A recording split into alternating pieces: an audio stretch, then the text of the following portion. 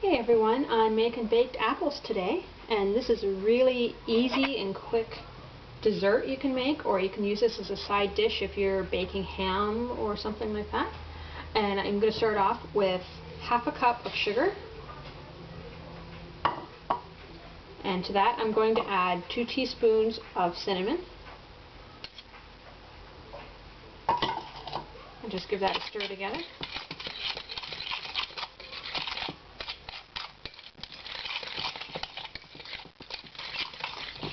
Into that mixture, I'm going to add half a cup of raisins. And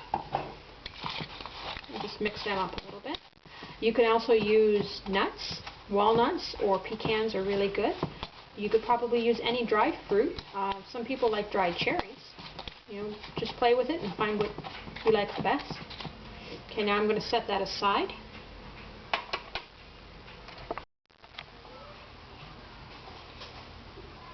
Okay, now you want to core your apples, and you want to be careful not to go all the way through and break the bottoms, so that it'll form like a little cup to cook in, and all the apple juice won't come out.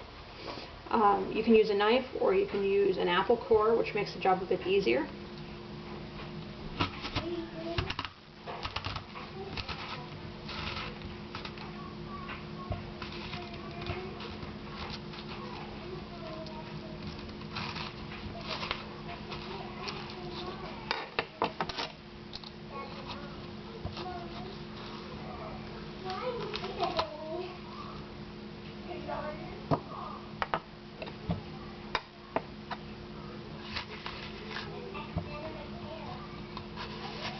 I'm going to hollow that out to make it a little bit bigger.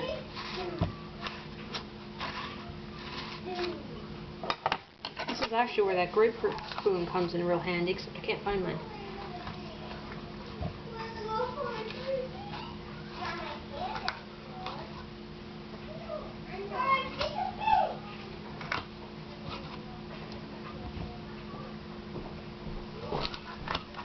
Just want to make sure you've got the core and the seeds out.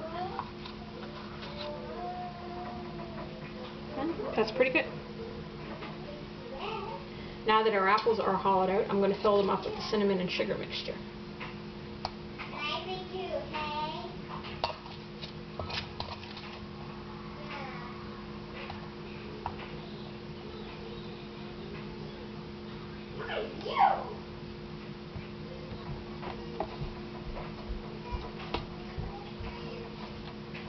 Now these other apples I broke the bottoms on, so I can't lift them up to fill them.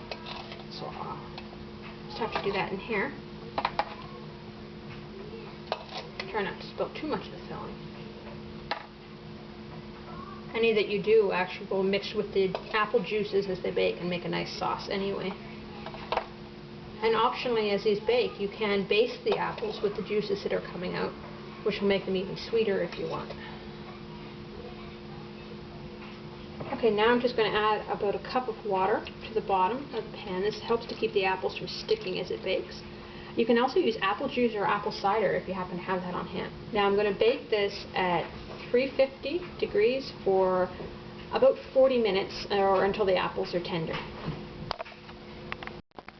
After about 40 minutes, my apples are done. The time will depend on how large the apples are. So if you've got large apples or smaller apples, just keep an eye on them.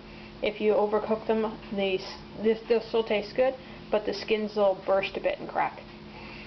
So you can serve them as is, or you can top with a little bit of caramel sauce like I have, or a little whipped cream on the side is really good too. Or you can also thicken the juices that form in the pan.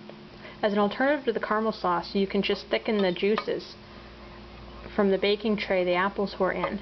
And all you do is pour it into a pan and then bring it to a gentle boil and stir it well until it starts to thicken up.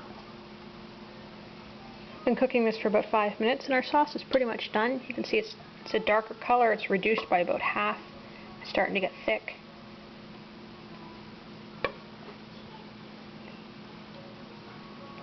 Now I'm just going to pour a little bit of this over the apples, and it'll make a nice sauce.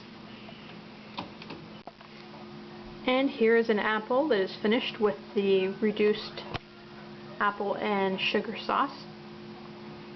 So let me know if you try this. I'd love to know what you think. And if you have any other favorite ways of making this, let me know. I'd always love trying new things. And take care, everyone.